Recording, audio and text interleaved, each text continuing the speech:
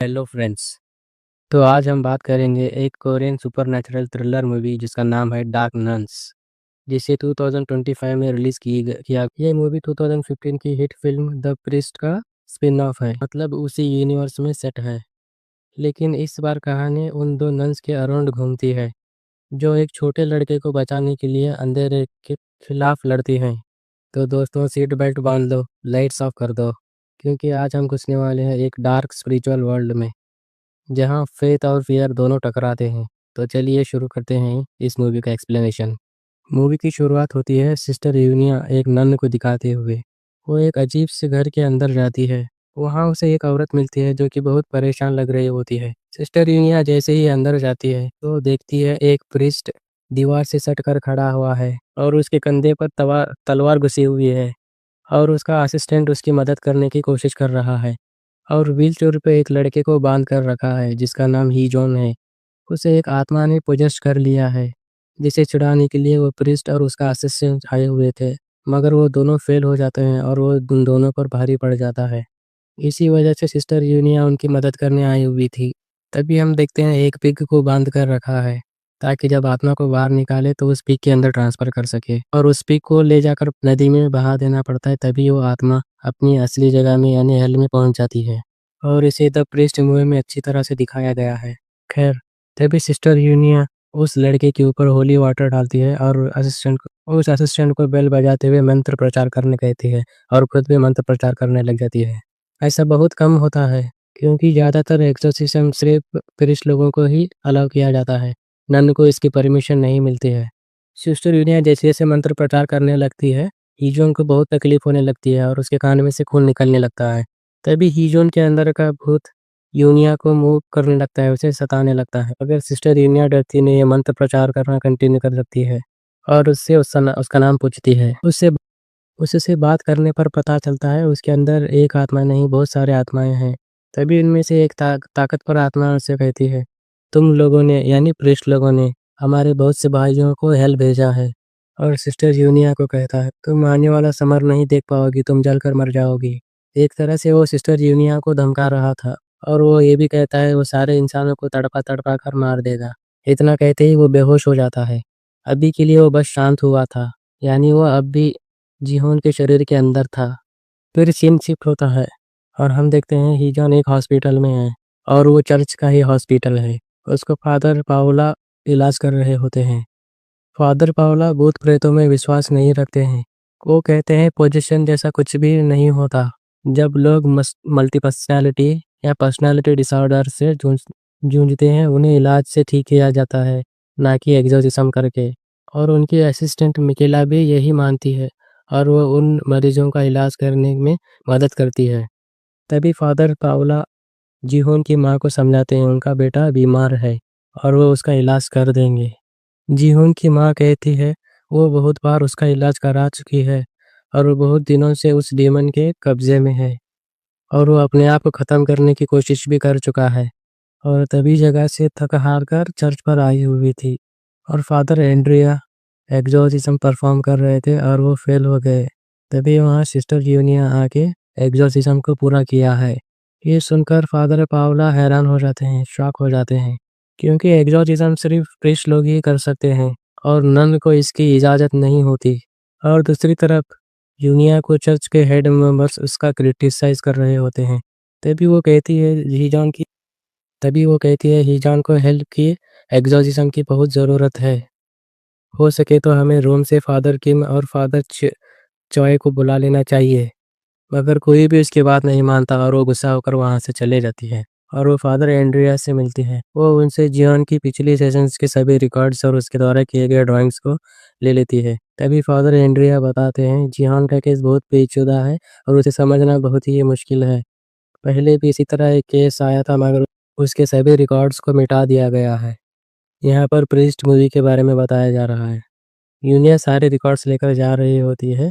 तभी father Andrea अजीब behave करने लगते हैं। कहते हैं जब एग्जॉर्सिज्म करते वक्त फेल हो जाते हैं तो उस प्रीस्ट पर डीमंस के कुछ अंश बच जाते हैं। खैर, उसके बाद यूनिया फादर पाउलो से मिलती है और उनसे जिहोन की एग्जॉर्सिज्म की परमिशन मांगती है। जैसे कि फादर पाउलो इन सब में विश्वास नहीं करते थे और फादर पाउलो गॉड के एग्जिस्टेंस से भी मना करते हैं। वो कहते हैं गॉड हेवन में है। यूनिया उन्हें समझाने की बहुत कोशिश करती है। दुनिया में 12 डीमंस मौजूद है और हर बार किसी न किसी को अपना शिकार बनाते हैं। मगर फादर पाओला नहीं मानते और कहते हैं जीवन जब तक मेरा पेशेंट है वो एक्सोर्सिज्म की परमिशन नहीं देंगे। दूसरी तरफ हम देखते हैं हीजोन की माँ बहुत ही परेशान हालत में बैठी है। तभी उसे कर्जदारों के कॉल आते हैं और वो उसे उसके हस्बैंड की मौत का और उसके बेटे की ऐसी हालत का जिम्मेदार बताते हैं, जिसे सुन के वो पूरी तरह से टूट जाती है और एक बार अपने बेटे को जी भर के देख के ऊपर से कूद के मर जाती है। सभी लोग भागकर वहाँ जाते हैं। तभी यूनिया स्पिरिट्स की आवाज़ों को सुन पा रही होती है और वो उन स्पिरिट्स को वहाँ से भगा रही होती है और उससे मिकेला नोटिस कर लेती है और रात में यूनिया मिकेला से मिलती है और उससे हेल्प मांगती है।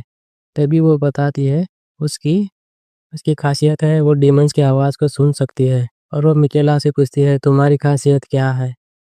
क्योंकि वो जानती थी मिकेला एक डीमन स्पॉन है और जो डीमन स्पॉन होते हैं उनके पास खास ताकतें होती हैं और उनकी डेस्टिनी होती है वो नन ही बने। मगर मिकेला इसे एक्सेप्ट नहीं करती है और वो नन बनने की जगह नर्स बन के सर्व कर रही होती है। खैर, मिकेला इसके बारे में बात नहीं करना चाहती है और वो एक्सोर्सिज्म करने के लिए भी साफ-साफ मना कर देती है और जा रही होती है। तभी उसे यूनिया जिहोन के ड्राइंग्स और सारे रिकॉर्डिंग्स देती है। इसे एक बार देख लो, उसके बाद तुम अपना डिसीजन बता देना। मिकेला अपने घर में टैरो कार्ड्स निकालती है। दरअसल उसकी खास पावर यही है वो फ्यूचर देख सकती है। तभी ये बहुत ही भयानक विज़न देखती है, जिनमें गोट्स होते हैं। वो 2 कार्ड्स निकालती है। एक कार्ड में आता है डेविल और दूसरे कार्ड में हाई प्रीस्ट। तभी उसका एक फ्लैशबैक दिखाया जाता है। उसकी बहन भी एक डीमन स्पॉन होती है। बेसिकली जो लेडी प्रोजेस्ट हुई होती है और उसके साथ संबंध बनाने के बाद जो बच्चे पैदा होते हैं उन्हें डीमन स्पॉन कहा जाता है और उनके पास कुछ खास ताकतें होते हैं।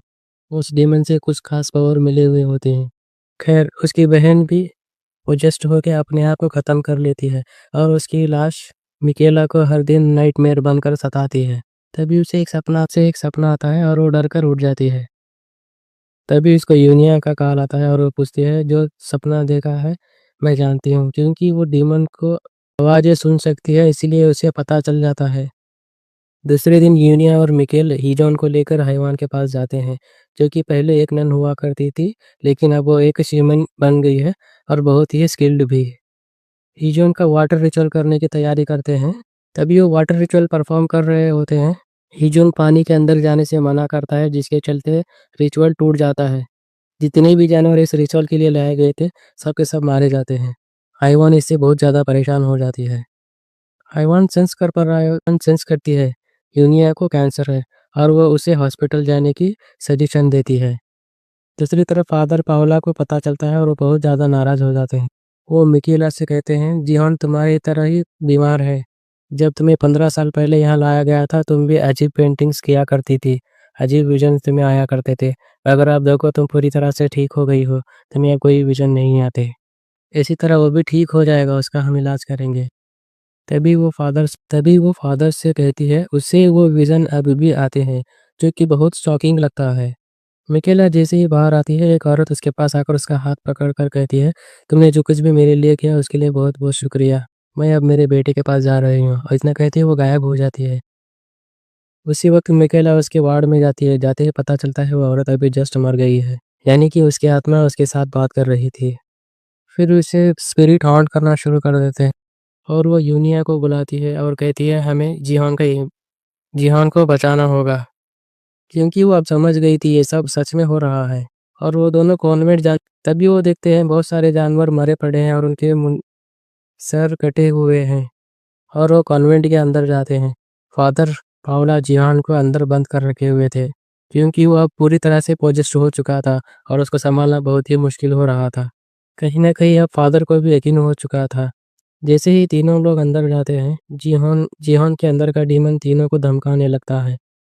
यूनिया अपने हाथ से खून निकाल के होली वाटर में मिलाती है और उसे पवित्र कर देती है और उस पर डालने ही वाली होती है। तभी उसके ऊपर क्रॉस गिर रहा होता है।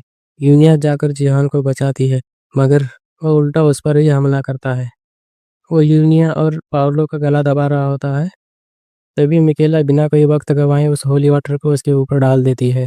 तभी वो नॉर्मल हो जाता है और मिकेला से कहने लगता है, मुझे बचा लो, ये डीमन मुझे मार देगा। यूनिया कहती है इस रिचुअल को पूरा करने के लिए उसके अंदर के डीमन का नाम पता करना होगा। उन 12 डीमन से ये वाला कौन-सा डीमन है जान पाएँगे, तभी हम इसको बाहर निकाल पाएँगे। मिकेला कार्ड्स निकालती है और कहती है हमें तीसरे आदमी की ज़रूरत पड़ेगी और वो फादर एंड्रिया से मिलने जाते हैं, मगर फादर पूरी तरह से इविल बन चुके थे। फिर वो लोग रोम जाते हैं ताकि वो फादर किम और फादर चाय को अपने साथ ला सके। मगर उन्हें पता चलता है वो दोनों किसी और इम्पोर्टेंट काम से बाहर गए हुए हैं और उनके असिस्टेंट को उनसे मिलने भेजा गया है। के असिस्टेंट उनके लिए एक मैसेज लाए हुए होते हैं। वो कहते हैं जिहान को बचा लो। मिकेला के हिसाब से उन्हें एक और आदमी की ज़रूरत है, साथ में की ऑफ हेवन की भी, जिसके लिए वो हाइवान से मिलते हैं, मगर वो कुछ मदद नहीं कर पाती और तभी बताती है, उन्हें जो कुछ भी करना है आज रात में ही करना है क्योंकि कल से अमावस शुरू होगी, उसके बाद वो बहुत ज़्यादा ताकतवर हो जाएगा, उसका कुछ नहीं कर पाओगे। यूनिया चर्च जाती है और चर्च के हेड कहते हैं, उन्हें अनऑफिशियल एग्ज़ॉर्सिज़्म करने का परमिशन मिल चुका है और उन्हें फादर पाउला से मिलके इसे कंप्लीट करना है। तभी वो कहते हैं, पाउलो इन सब चीज़ों में नहीं मानते, वो हमें कैसे मदद करेंगे? चर्च के हेड कहते हैं ये रूल्स है, एग्ज़ॉर्सिज़्म करते जब एक प्रीस्ट का होना ज़रूरी है और एक डॉक्टर का भी, और ये दोनों जो कि पाउलो दोनों भी है। और वो कहते हैं अनऑफिशियल एग्ज़ॉर्सिज़्म में की ऑफ हेवन नहीं मिलेगा, मगर उन्हें रैलिक मिलेगा, लेकिन उसे फादर पाउलो ही उसका इस्तेमाल कर सकते हैं। उसे उसको इस्तेमाल करने की इजाज़त नहीं है। अगर वो उसका इस्तेमाल करती है तो उस पर इंक्वायरी बैठेगी और उसको निकाल दिया जाएगा। हीजून का एग्ज़ॉर्सिज़्म उसके घर में अरेंज करते हैं। पाउलो यूनिया और जिहान को ब्लेसिंग देते हैं और एग्ज़ॉर्सिज़्म की क्रिया शुरू करते हैं। यूनिया जिहान के डीमन से उसका नाम पूछती है और वो उन्हें गालियाँ देने लगता है और उन्हें उनसे संबंध बनाने कहता है, और वो कहता है उसने उनकी माँ से भी संबंध बनाया था। मगर यूनिया इसे बिल्कुल भी नहीं डरती। ये उससे कहती है, तुम अकेले हो, तुम्हारे पास उतनी पावर भी नहीं है। तभी वो कहता है, हम अकेले नहीं हैं, 200 सालों से इंसानों का शिकार कर रहे हैं और वो ऐसे ही उनका शिकार करते रहेंगे, उन्हें तड़पा-तड़पा कर मारते रहेंगे। तभी बहुत तेज़ हलचल होने लगती है और यूनिया के ऊपर एक क्लोज़ेट गिर जाता है और यूनिया घायल हो जाती है। तभी मिकेला पूछती है अब हमें क्या करना होगा? यूनिया की ऑफ ह्यूमन मांगती है और जिहान पर रख देती है, इससे उस पर कुछ भी फ़र्क नहीं पड़ता। तभी हम देखते हैं बाहर शिमन रिचुअल भी शुरू हो जाता है, जिससे इस पर बहुत बुरी तरह असर पड़ने लगता है। यूनिया हाइवान के असिस्टेंट को अपने साथ लाई थी, तभी वो विंडो को तोड़ देती है, जिससे शिमन की रिचुअल की मंत्र तेज सुनाई देने लगते हैं। डीमन को उससे बहुत तकलीफ होने लगती है, तब भी वो काबू में नहीं आ रहा होता है। उससे और बहुत ज़्यादा हलचल होने लगती है, जिससे बाहर बैठ के रिचुअल करने वाले पर लाइट का पोल गिर जाता है। तभी वो रुकता नहीं है, वो अपना रिचुअल मंत्र कंटिन्यू रखता है।